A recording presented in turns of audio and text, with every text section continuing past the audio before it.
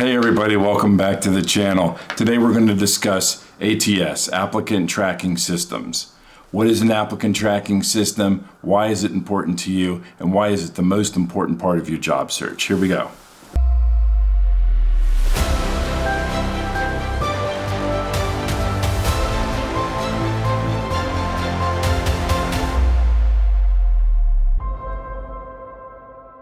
An applicant tracking system, or ATS, is a software program that was designed to handle resumes as they come into the company. So when you go online to Indeed or ZipRecruiter or even to the company's website and you enter your resume into the system, it's going into an ATS, or an applicant tracking system. A human being is not seeing your resume at first. It's actually going into a database and being scrubbed. And we're going to talk about how you can keep your resume searchable so that the recruiter can find it, or how that really good resume you spent all that time on has gone into the trash and you're wondering why no one will ever call you or has called you because you improperly set up your resume or you improperly did the application on the applicant tracking system. So let's talk about the questions that I always get on applicant tracking systems when people say, hey Mel, you know, I've already applied to that company. I haven't heard anything. I got an auto reply back in my email that said we've received your resume, and they keep posting jobs and I keep wondering, why aren't they calling me? I'm going to tell you why right now, why they're not calling you. First, what is the applicant tracking system, or ATS, process? Once you send your resume in, or once you go on to their website, usually through Indeed or ZipRecruiter or whatnot, it'll move you to their database. You've been moved to their database. You don't know they're in their database. You think you're still in Indeed, you think you're still in ZipRecruiter or wherever, but you're actually in their database. It's just using a frame to show you where you came from. Then you're going to enter your resume and it's going to ask you questions. Now, this is the other question I get asked all the time. Why is it if I put my resume in that they always ask me the same exact questions in an application? Here's the reason why. Your resume is merely an attachment. Think of it as you're sending an email and it's an attachment. You can open up and look at it if you want, you can close it, but they don't care about the resume. What they really care about is what is in the application, what you fill out. So even though you may see these little red asterisks that say you must fill this out or the application's not complete, fill the whole thing out.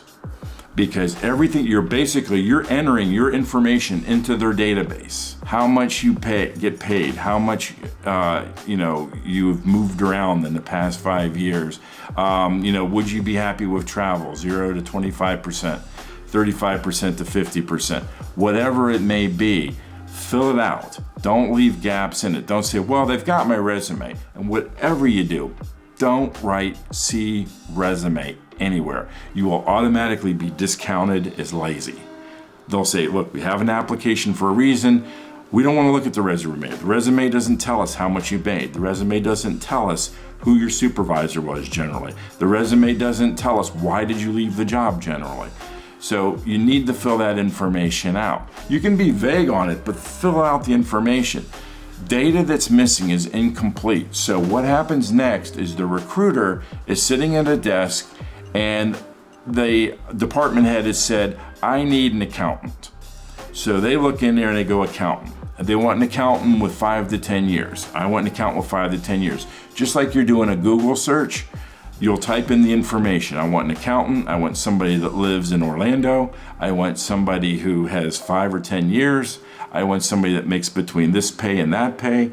I want somebody who's worked with Lawson or AS400. All the parameters of the job, that recruiter will type in, and up, boom, pops the people that are qualified. Now, what that recruiter will do is so he doesn't have to look at 5,000 resumes. He'll say, give me the ones that match the best. So he'll set a percentage. He'll set it from, people that match the relocation, people that match the pay, people that match Lawson, people that match AS400. All the people that matches criteria will be forced to the top. So he'll say, give me the top 20%. So all of you below the bottom 20% that didn't fill out that information have now been chucked into a black hole. these people that he's chosen now, he'll look to see when did they apply? Are they old candidates, new candidates? Are they passive candidates? Are they active candidates? And we'll get into that in a little bit. So what's the difference between an active and a passive candidate? An active candidate is a candidate that's currently looking for a position.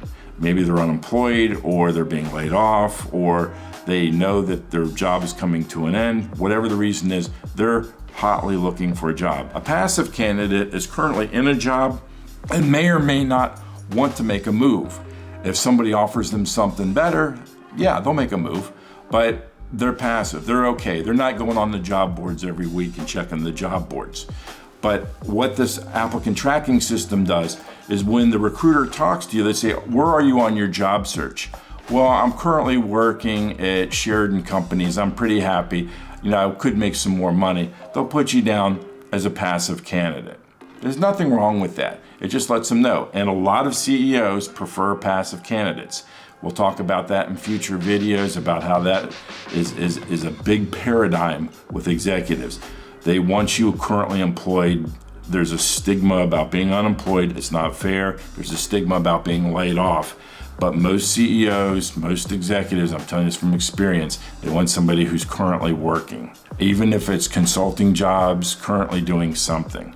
That's what they want. So passive is actually a little bit better. Active candidates currently looking. If the person says to them, especially if the job is a need to fill immediately, we need this accountant like yesterday. Do you have to give notice? No, I can start on Monday. Wonderful. What's your availability to interview? Those are the kind of questions you'll get from the applicant tracking system that the recruiters pulled up, and they're asking you information and they're putting that in your database. Now, again, I get this question all the time. Why do I have to fill out information on the online application if I already sent a resume? The resume is an attachment. The application are the guts of what's on the database. That's what they're doing the lookup on, not your resume. What they'll do a lookup on your resume is keywords. So they will look at keywords. So if you worked in accounting or finance, they'll look for the words accounting, finance, accounting, finance. How many times did you mention that in there? It'll pop your resume up to the top. We'll talk about that later in how to write a resume. But always know that they're looking for keywords. If you're an accountant or you're in finance and you failed to put the word finance or accounting in there, and I've seen people do it, your resume, no matter how good you are, won't come up. It just won't. If your application is filled out tightly and you've put in their finance and accounting background and that you've been a financial analyst or whatever it may be, then that'll come up, but not as much as the person who has also put on the resume the words finance and accounting. Keyword search. Think like somebody's trying to Google you off of your resume. They don't know. There's 10,000 resumes in there. They're looking for you. So they have to look for those keywords. You have to give them those keywords. What resumes work best for the ATS, I get asked all the time? Ones without lines, ones without graphics, ones without pictures. Don't take a picture of yourself and put in there. It also adds to discrimination. Now, a person's not going to say, I don't want this person because of this or that, but you don't want to give them a reason to discriminate. It's the same way with you don't put hobbies on your resume. I could care less if you fish, or you go to the Grandmaster's ball or whatever you may do. Good, that's over. No one reads that. In fact, some people use that as kick-out factors. I'm Catholic. I've had people that I've talked to in the past where they've said, don't put down that, this because there's religious discrimination in some companies. Now, if you don't mention it, and they'll never know what your religion is or whatever, but you don't want to have information on there on your applicant tracking system that says this person's religion, this person's politics, whatever. Stay away from all that. Don't put it in. It'll be used against you and you'll never even know you were discriminated against because the person just says, nah, this person's part of the young Republican Party. No, I'm not doing it. And I've seen recruiters do it. Don't put that stuff down. Everything that you put down, all they know of you, the applicant, is what they see in that database. Now, there may be several recruiters internal recruiters that call and talk to you. Hi, I understand, and they have notes. So what they do on the applicant tracking system is they look down. When was the last time I talked to Mary Smith? Oh, Bill talked to her 4 months ago. She wasn't interested in the position. Mary, I know that Bill talked to you 4 months ago. You weren't interested in the position, but we do have another position in the town that's actually closer to you. Have things changed, or, how are things going? Would you be willing to take a look at this job? And then you're like, oh, okay. And you talk to them, yes or no. They make the notes. Now, what they do in this applicant tracking system is it's part of what's called an HRIS, a Human Resource Information System. It's almost all companies have these. So when they've identified you through the ATS system that you're a good candidate, your resume is good, they've checked it out, they've called you, they forward it via email to the hiring authorities. Then you're scheduled for your interview, and it all goes from there. Now, here's where the ATS comes back again. Okay, so you've been called in for, let's go with the phone interview first. First, you get a phone interview. That interviewer is reading directly off the database that you filled out. I noticed that you put down here that you would not like to travel. This is a travel job. They're gonna go, and you're gonna go, this is the application again. Fill it out, don't leave it blank. And if things have changed since then, just say, could you do me a favor? That's actually changed. I had a situation where I couldn't travel, I now can travel, I'm free to travel. Don't go into explanation of, my father was sick, I had to go take care of him, that's why I couldn't travel. You start on one of those stories and the recruiter's like, I don't want to deal with this. And they go on to the next candidate, too much drama. What you want to do is say, hey, that's now changed, I can travel at least 35% of the time. Don't say, I have a hard time finding a babysitter. That's a kiss of death. Oh, you're gonna have a hard time getting to work too? This is all the things going off in their head. May not be legal, may not be right, but I'm telling you it happens. Don't say things like that. Just say, things have changed, I can travel, or things have changed, I cannot travel. And I'm just using this as an example. So you've got the phone interview, now they bring you in for a live interview. What they normally do is you should bring your own copy of your resume in, but make sure that resume, and I know a lot of people do, here's my in-person resume, here's my applicant tracking resume. Make sure that resume matches. If you said you worked between 2006 and 2018 at a particular company, that it matches what's on your LinkedIn profile, what's possibly on your Facebook, make sure all your information jives with each other, because they're gonna look at it and say, that's weird, your application says you left there in 2016. And I'm telling you, the interviewer is gonna get stuck on the fact that the ATS said you left in 2016, but you're saying you left in 2018, and it's gonna look fraudulent, and they're gonna pass on you, no matter what you say in the interview. They're gonna think there's something cooking there with those 2 years. I don't know. It's gonna put a doubt in their mind. Also remember, on the applicant tracking system, when you're sending this information in, don't send lines. Don't put fancy pictures in. Again, I hate to keep stressing this, but I cannot tell you, I went from MS-DOS to PeopleSoft. I've worked with Bamboo HR. I've worked with Paychex, ADP. I've worked with all the systems within the applicant tracking universe. And I'm telling you, I see this all the time.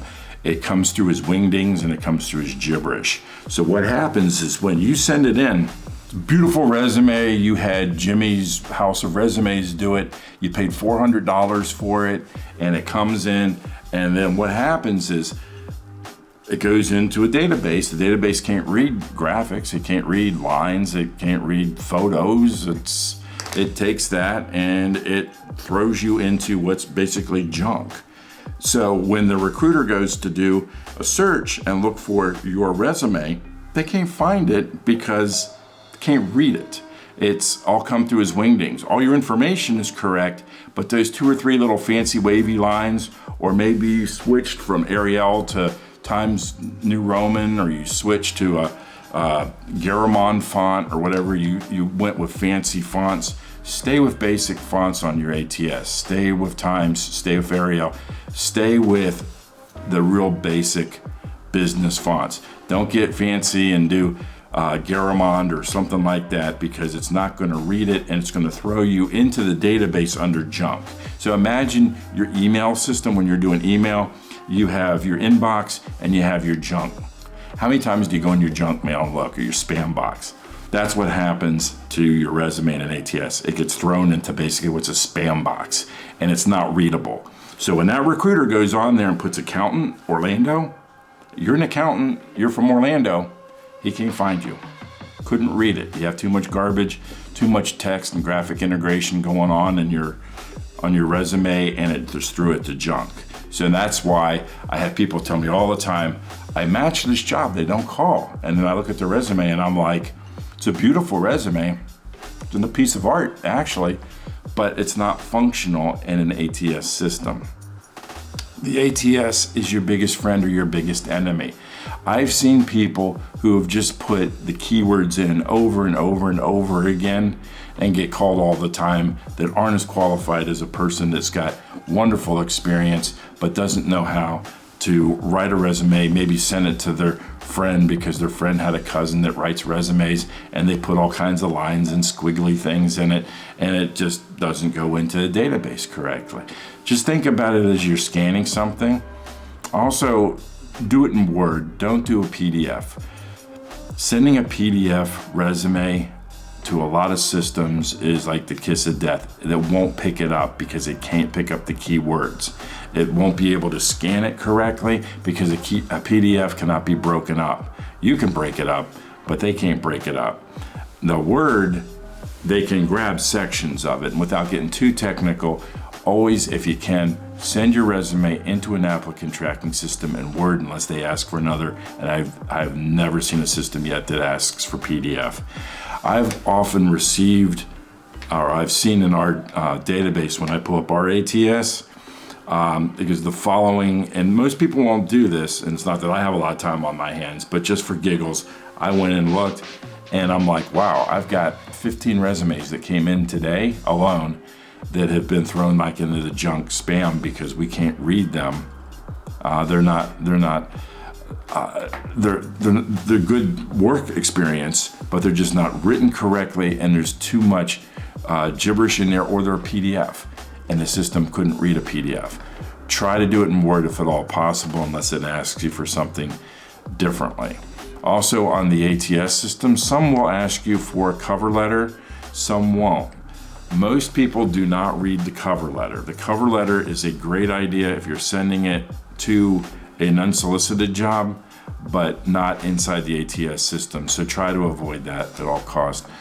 Again, this is how you handle the ATS system. This is what an applicant tracking system does. And if you can't get your resume in front of the recruiter, that's holding up your whole process of your hire. I mean, I cannot tell you how many times people have come to me and said, I just don't understand why I'm not being called. I look at the resume and I'm like, you've got too much stuff on here, and it's lines and it's graphics and it's a big old mess. It doesn't scan well. And I've actually scanned for friends. I go, look, let me show you. I'm gonna scan your resume in. Now, let's give it a couple minutes. Now let me do a search for you. And I showed one friend who was an executive, who was a CFO, and I'm like, I can't find you. You're a CFO in Orlando. And I'm doing a search for Chief Financial Officer Orlando. And my system, which is a good system, it's a multi-million-dollar system, cannot pick you up. Why? Because the way that you've set this up, it's not scannable. It just is not set up to be incorporated into their database. So make sure, especially when you go to a resume writer, if you do go to a resume writer, say, I want this to be able to be scannable. It has to be scannable. And a lot of them will give you a lot of ballyhoo. If they do, go to somebody else or take it to me.